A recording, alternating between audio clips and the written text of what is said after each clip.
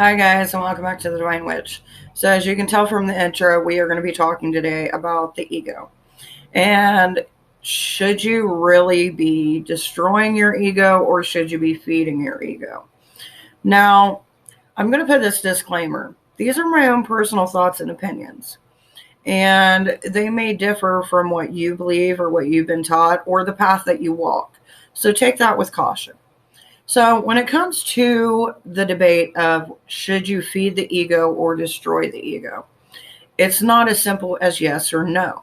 When we look at the definition of what ego is one's self perception. It's how they think, it's how they feel, it's how they perceive themselves. And self esteem is in there as well. So, when we take a look at that, we have to ask ourselves, do we want to get rid of the self esteem that we already have?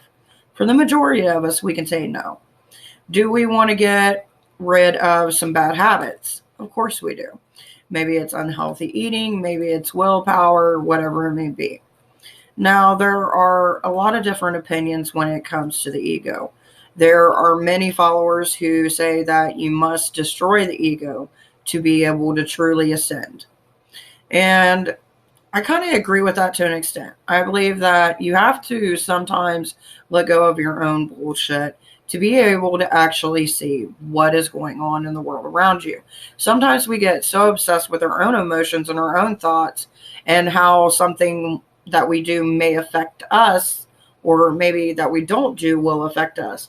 But we don't sit there and think how it will affect those around us, maybe the ones we like, or even the ones we don't. We never really know what truly is going on in someone's life, as the other people don't know what truly is going on in our life. Some of us don't say everything that we think, and that's just facts. But when we have this discussion, we have to bring in the connectivity of everyone. And when I say connectivity, we are all energy. We are all connected in some form or way, no matter if we like it or not. And trust me, there's a lot of people I would not want to be connected to. But in the higher perspective of things, we are all connected in some form or way. And it's like back in the day when they used to do the 6 degrees of Kevin Bacon. Like you can start with one and eventually it's all going to come back together. Well, you can do that with anything in your life. And if you keep on going, you're eventually going to have the connection. It may not be 6 degrees, but eventually you're going to make a connection to anyone in the world that you choose if you look and you find the right clues. So, when we talk about ego and how it affects us, we also got to look at kind of how we affect the other, the people around us, the world. What are the things that we know are bad traits about ourselves? What are the things that we want to break down and change? When I talk about shadow work or destroying the ego, I talk about not destroying the good parts of the ego, that's like the self esteem, having, positive thoughts about oneself, but the negative things like being judgmental towards someone else or thinking someone else is lesser than me, or the way that they're doing something or whatever it may be, that I'm perceiving from my ego onto them by what is coming across, and I'm making my own calculations. These are the things that we want to get rid of because they have no purpose. All that does is it feeds into a negative and hate and a spiral. And, if we're talking about our magical paths and our working, no matter if you're a light worker, a dark worker, or, whatever spectrum you fall on or choose to identify as, it affects us all. The ego truly does.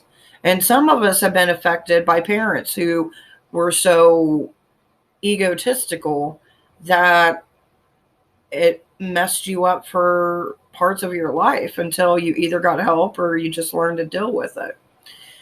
And it's things like this that we have to set back and we have to take a self inventory. So this is going to kind of be like one of those, let's talk about it, and then I've got a project for you to do. So what I want you to do is pause this video. Pause this video right now and write 3 things that you know that you do to other people that's because of your ego. Are you someone who likes to destroy others by rumors? Are you someone who sees people as pawns? Figure out whatever it is that you do not like about that part of your ego self. And then restart this video.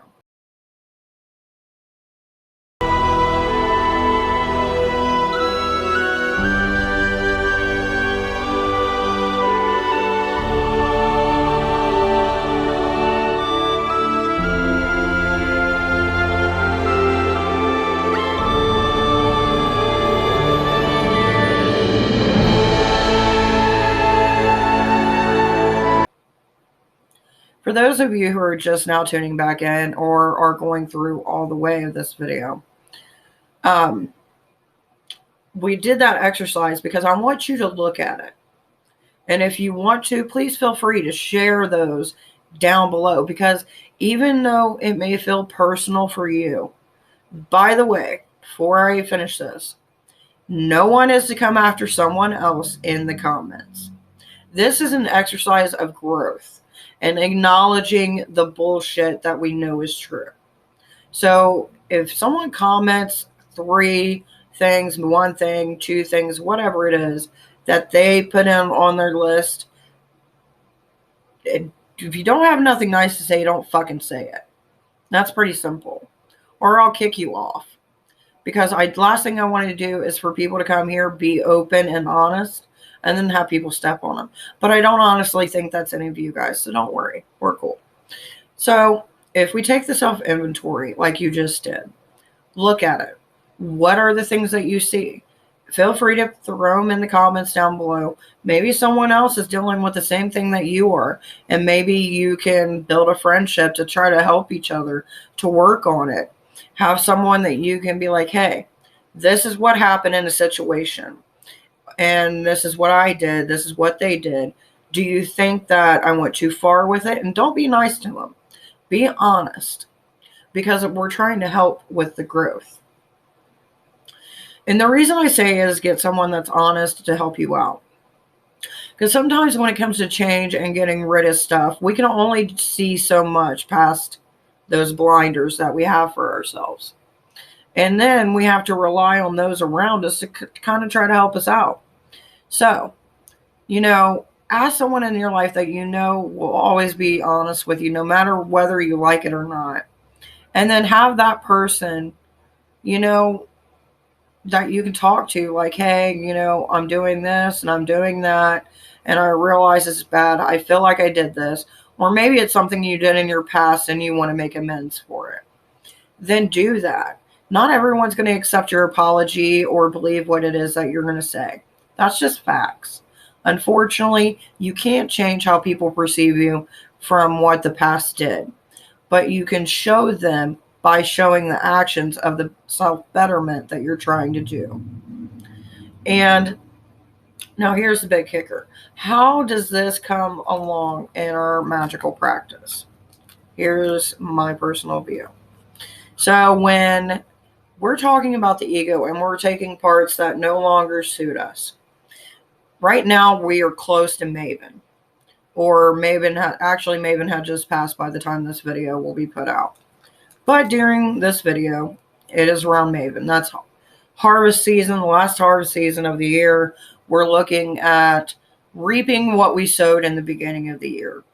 Imagine that's what you're doing, but you're doing it with your ego self.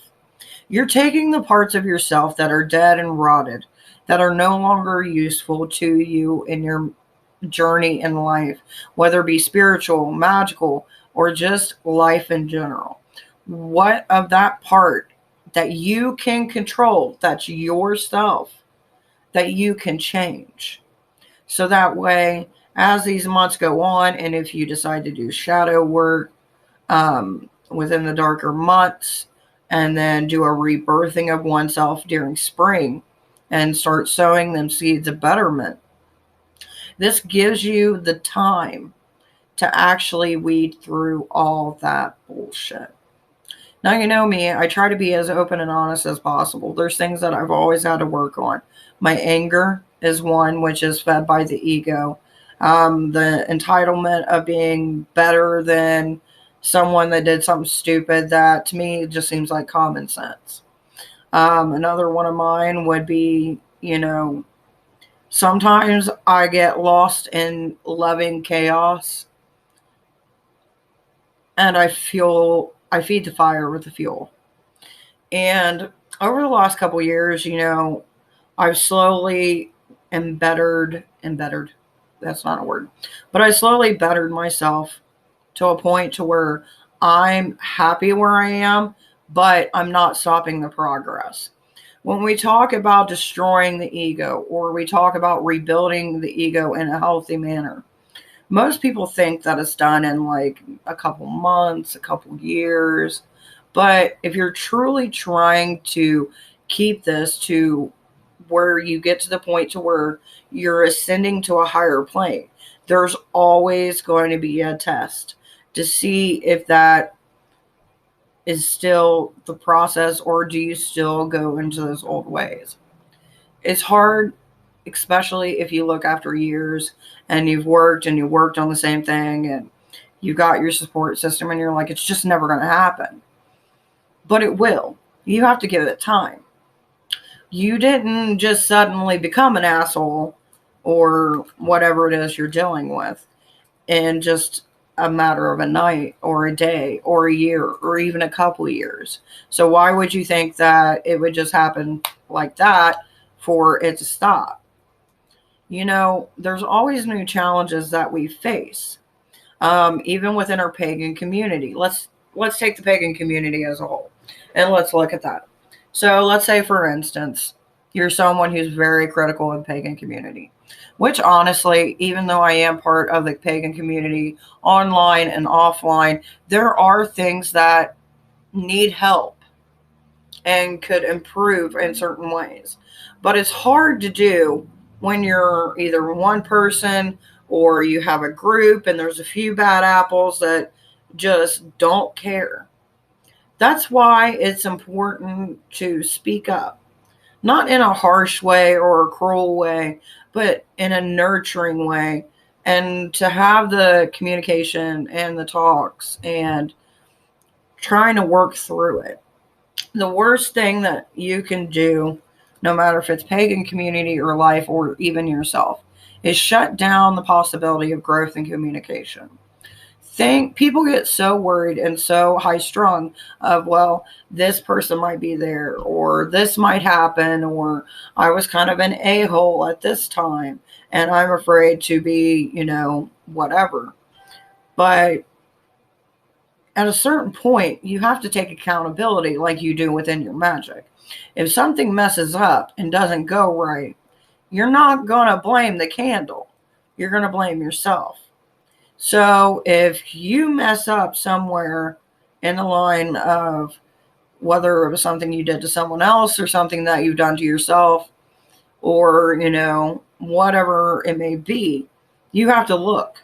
What were the key factors? And were you the one that lit the flame? It's hard to look at it, and I felt like this was a discussion that needed to be talked about, because not a lot of people really give it the time of day. They either say destroy the ego or build the ego up and become a god. Well, why not do both? If you look at any deity, they have their good aspects and their bad aspects, which is like us. We have our yin and our yang kind of effect. And just because we're trying to get rid of some bad parts doesn't mean there's not always going to be that fire within that could erupt. It's life. We're all still going to get pissed. We're all still going to get mad. We're all still going to get angry. We're all going to still get hurt. We might even be petty at times. But if we can work within ourselves and work with those around us, or at least try to open the gateway of communication and building a better understanding within ourselves, why wouldn't you want to do that? So, that's my personal thoughts when it comes to ego within paganism. Not everybody is going to worship a deity. That's fine. It doesn't mean that just because I do that I look down on you, or if you look at me and like, oh, why are you just working with the deity? You can do it yourself. Those kind of conversations are the kind of conversations that divide us instead of unite us. Just because it's not your way doesn't mean that it's not the right way. So, as always, guys, remember, no two witches witch the same, and